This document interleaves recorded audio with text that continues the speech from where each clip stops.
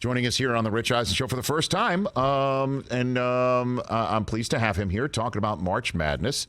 CBS basketball insider of, college basketball insider of CBS Sports and the host of the College Hoops Today podcast, joining us in the middle of a very busy time of March Madness, Jon Rothstein. How you doing, John?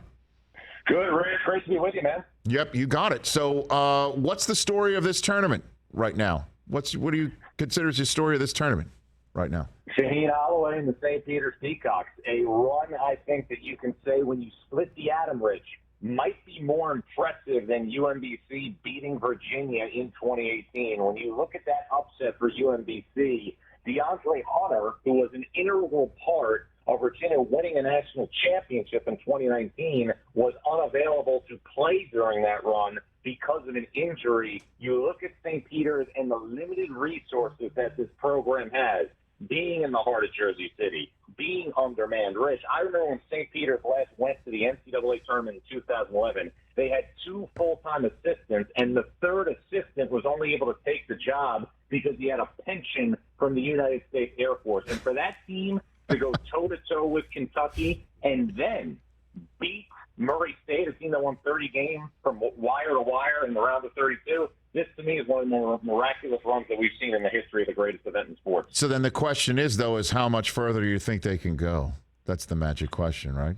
Well, I think obviously every game that we see them win will be a surprise from here on out. I think the one thing that, you obviously have to evaluate when you see a team from a mid-major level is how are they going to match up with guys who have certain size on the front line. Kentucky obviously had Oscar Tshiebwe, but the size and the girth of Purdue up front with Zach Edey and Travion Williams, I believe, will be the end of the line this week in Philadelphia. Okay. So then which team do you think is a low seed has the best chance to go on a more magical run than the one that St. Peter's is on right now? Miami, because of guard play. And, Rich, this is our first time chatting, but, since Yes. we're going to empty the bucket right now, I am a big, big Rocky fan. And you remember in Rocky 3, when Apollo Creed talked to Rocky after he lost to Clubber Lang, he said the way to get it back is to go back to the beginning. When Jim Larrañaga first built Miami's program, he built the program based on getting transfers, sitting them out, redshirting them,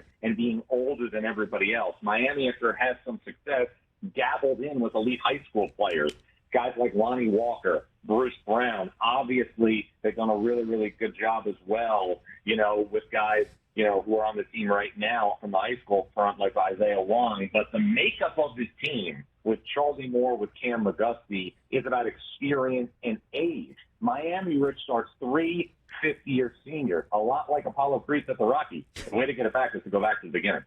Look at you, man. I like it. Can you lace the rest of your commentary in the few minutes I have left with you here with every other Rocky film too, John? Can you do something like that? If you want to extend it, until the games start on Thursday, I can come back tomorrow and Wednesday. You know what I mean? Well, we can get together. No, I know. Well, I guess we should stick with Philadelphia then. Villanova against my alma mater, Michigan. Is Villanova or Duke? Or, because now Auburn's already out and St. Peter's took care of the other 2 seed. Which 2 seed do you think's got a better chance, Duke or Villanova, to go on a run here? They both have equally difficult tasks, and I pick Arizona and Gonzaga to meet in the national championship game. But I'll say this, Rich, when you look at this NCAA tournament from 30,000 feet, it's the polar opposite of last year's tournament. Last year, we knew from the start that there were 2 teams better than everybody else. Baylor on one side, Gonzaga on the other side. Look right now at the level of separation and how minimal it is between teams in this tournament. The 1 seed, Baylor's out. They lost to North Carolina. Kansas took on a Creighton team that didn't have Ryan Kalkbrenner, its best shot blocker, and didn't have Ryan Nembhard, the Big East Freshman of the Year, who was lost for the season a couple of years ago with a wrist injury, and it was in a possession game against Creighton. Then you look at Arizona. They limp out of the game against TCU, which was the game of the tournament so far, thanks to the greatness and the unbelievable shot-making ability of Ben Mathurin, a player in this tournament who I thought before the game started would explode like a volcano in the NCAA tournament. Rich, last night we started to feel the lava, and Gonzaga was able to come back against Memphis in the round of 32. Those are your 4 number 1 seeds. It wouldn't shock me if we see less than 3 of them reach the Final Four coming up in New Orleans. CBS's Jon Rothstein here on the Rich Eisen Show. You mentioned Mathurin, Ben Mathurin of Arizona. Spectacular. I mean, obviously I'm not going out on a limb. He's a Pac-12 Player of the Year. That said, there were so many officiating moments in that game, and I go back and forth on this subject matter because you got to play better than the ref's ref in every endeavor in sports, John, but I don't know if it's because we're seeing so much basketball in a span of 4 days, or the fact that there is 4 days worth of basketball, and good luck trying to get the same consistency of officiating with all of those games trying to be played. Is there an officiating issue with NCAA basketball right now? I don't know if there's an officiating issue, but I'll say this. The officiating has been very poor in the NCAA tournament. It was abominable in the North Carolina-Baylor game. Yeah. The technical foul on R.J. Melendez in the Illinois-Houston game was a miscarriage of justice. And what happened last night to pretty much bow out at the end of regulation, okay, in the Arizona-TCU game, which, again, was the game of the tournament, was another miscarriage of justice, just waiting for somebody else to decide the game. And they are very, very fortunate that Dalen Terry's shot happened after the buzzer went off and the game was decided in overtime, because it would have been an embarrassment that didn't last for years. It would last for decades. Yeah, why did the clock stop for a split second? Like, what's the reasoning on that, John? I don't know the answer to that question, Rich. All I just know is that, immediately after that situation, again, we're just talking for the first time, but, Yes. Maybe the next time out in L.A., I can text you, we can grab a Heineken Light somewhere. I don't know if you're a light guy or a gas guy or a draft guy, but we're working through this friendship. And, Rich, just for the record, I think it's going quite well. I think so, too. All I know is this. I called my parents after the game. I'm 38 and a half. I said, I have to tell you, for the first time in 4 decades, I'm almost speechless. Well, I'm a red wine guy, by the way, John. I've never had a glass of wine. So okay. Yeah. So again, I know you got a limited amount of time because you're working on stories. You're breaking stuff. I like it. So I guess which give me the team that can actually crack the national championship game. I know you said Miami could go on a run, and you think that it's going to be Arizona and Gonzaga, but give me one that you think can actually crash it. The whole thing. Yeah, it's a great question. I think that this has been a Final Four or bust type season all year for Purdue.